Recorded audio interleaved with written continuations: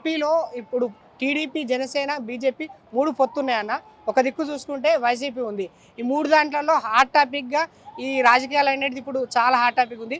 ఇప్పుడు మీ అంచనా ప్రకారం ఎవరు గెలిచే అవకాశం ఉందని చెప్పేసి మీరు అంటున్నారు? సో మెయిన్గా ఏంటంటే ఏపీలో ఇప్పుడు వైఎస్ జగన్ స్ట్రాంగ్ పార్ట్ ఒకటే.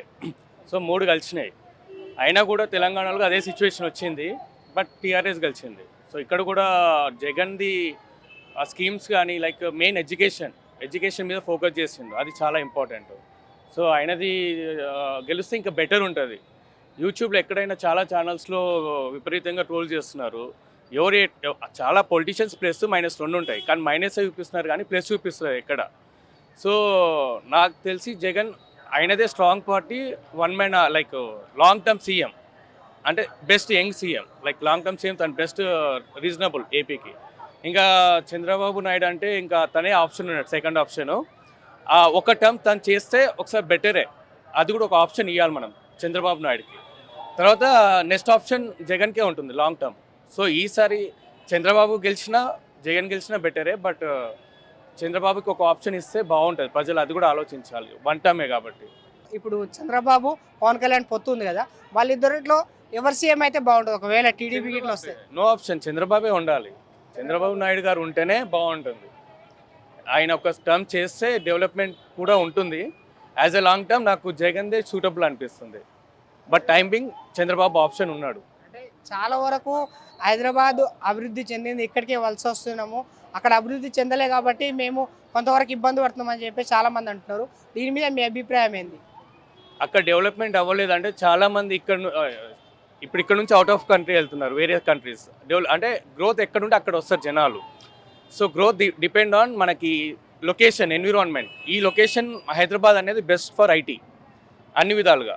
మనకి ఎక్కడి నుంచి ప్రాబ్లం లేదు. సో చాలామంది కంపెనీస్ అవుట్ సైడ్ కంట్రీస్ అందరూ ఇదే ప్రిఫర్ చేసింది హైదరాబాద్ని యాజ్ ఎ బేస్. మనకు వేరే కంట్రీస్, వేరే స్టేట్స్లో ఈ ఆప్షన్ ఫెసిలిటీస్ ఎక్కువ లేవు.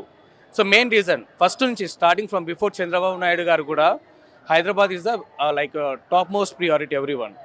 కానీ ఏపీలో కూడా ఈ ఆప్షన్స్ ఉన్నాయి కొన్ని ఏరియాస్లో. So they can develop further. So Jagan ఈ విషయాల్లో చాలామంది జగన్ స్టెప్ బ్యాక్ చేస్తున్నట్టు అంటున్నారు. ఇదొకటి జగన్ ఆలోచించాలంతే. జగన్ గారు ఆలోచిస్తే బాగుంటుంది ఐటీని తీసుకురావడంలో. కానీ చంద్రబాబు నాయుడు గారు ఉంటే ఐటీని తీసుకొస్తారు. మీ మెయిన్ డిమాండ్ ఐటీ పరంగా ఏంటి? చంద్రబాబు నాయుడు గారు వస్తే ఐటీ డెవలప్ అవుతుంది. అంటే జగన్ వస్తే కదా, అది తను ఆలోచించాలి. తను వచ్చినా తను ప్రజలు కానీ ఎక్కడి నుంచో విమర్శలు వస్తున్నాయి, కానీ అది ఆలోచించి తను ముందుకు తీసుకొస్తే బాగుంటుంది ఐటీని. కొంతమంది ఇంట్రోవర్ట్ ఇట్లు ఉంటారు కదా, హైదరాబాద్కి వచ్చి మేము ఉండాలా, ఈ జాబ్ చేయాలని చెప్పేసి ఆలోచిస్తుంటారు. అలాంటి వారి గురించి అని చెప్పేసి మీ ఏపీలో ఐటీ ఉంటే బాగుంటుందా లేకపోతే బాగుంటుంది? ఉండాలి కదా.